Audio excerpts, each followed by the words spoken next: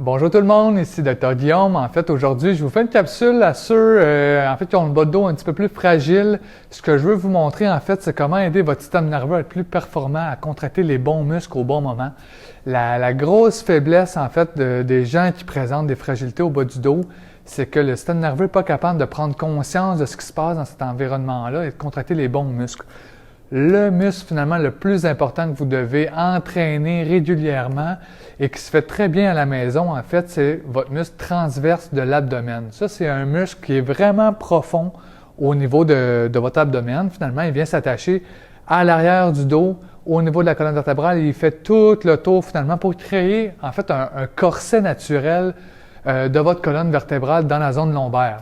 Donc, il faut que ce muscle-là, finalement, fasse le travail au bon moment. Sinon, on se met énormément à risque de différentes blessures, un faux mouvement, un mouvement banal, se pencher pour ramasser un crayon, puis là, on finit par flancher, puis avoir une fragilité au bas du dos, un pincement.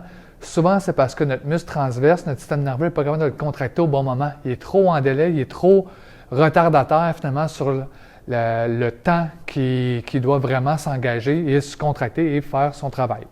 Donc, le muscle transverse, super simple, en fait, comment vous pouvez l'entraîner. Commencez par contracter le bon muscle. Ça, c'est la première étape. C'est souvent le défi, c'est qu'on ne contracte pas le muscle de façon assez profonde. Donc, ça devient des muscles plus superficiels au niveau abdominal qui se contractent. Donc, comment qu'on fait la nuance? Je vous montre ça à l'instant. Allongez-vous sur le dos. Donc là, ce que vous allez faire, fléchissez les genoux comme ça. Prenez index majeur de chaque côté et venez glisser finalement juste à l'avant de votre bassin, là, ce qu'on appelle les crêtes iliaques. Venez glisser à l'avant, assez en profondeur avec une fermeté moyenne.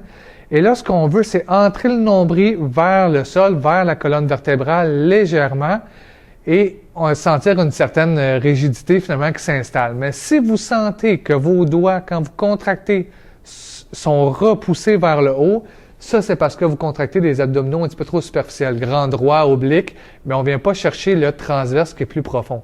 Donc, on vient juste rentrer le nombril légèrement et voilà, c'est contracté. Et en fait, après ça, là, on garde la contraction pendant une dizaine de secondes, on relâche 10 secondes, on reprend 10 secondes, puis on peut faire ça 10 fois. Donc, ça, quand ça va bien, par la suite, la prochaine étape qu'on peut faire, là, c'est de générer un mouvement juste après contracter le muscle transverse parce que ce muscle-là, il va être le premier à se contracter, non pas juste quand on se penche au niveau de notre bas du dos, mais peu importe le mouvement, peu importe le muscle finalement qu'on va contracter, le muscle transverse va être le premier avant celui-là à se contracter. Donc, c'est lui vraiment qui va faire le soutien, le carcan central avant que le mouvement du biceps se génère même. Donc, il faut finalement qu'il y ait toujours cette activation neurologique-là qui soit en place. Donc, ça, on peut l'entraîner encore une fois. Donc, qu'est-ce qu'on fait? On se rallonge encore une fois sur le dos, on fléchit les genoux, on contracte le transverse. Et ensuite de ça, ce qu'on peut faire, c'est lever simplement un pied comme ça ici en dorsiflexion vers le haut. 10 fois de l'autre côté. Ensuite de ça, quand ça va bien, on contracte, on lève la jambe au complet toute droite. Même chose de l'autre côté, 10 fois, on lève la jambe droite en contractant le transverse. On peut même le faire avec le bras. On contracte le transverse et ensuite, on vient générer le mouvement. Donc, on contracte, on génère le mouvement, on refait 10 fois de chaque côté. Ça pourrait être vraiment un niveau de base à savoir quand contracter le muscle transverse et le contracter régulièrement. Parce qu'après ça, quand on est à l'aise là-dedans, là, on peut le contracter aussi dans nos tâches quotidiennes.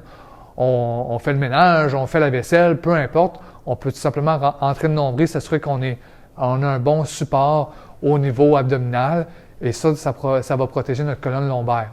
Donc ça, c'est la base que je veux que tout le monde maîtrise et même si on est athlète ou sportif à un bon niveau, peu importe notre niveau finalement de performance physique, souvent il y a des lacunes au niveau de la contraction du muscle transverse. Donc c'est à maîtriser et quand ça s'est installé, je vais vous faire une prochaine capsule pour peut-être pousser la note un petit peu plus loin pour ceux qui se sentent confortables à le faire et de façon peut-être plus préventive aussi d'aller protéger cette zone-là du bas de dos.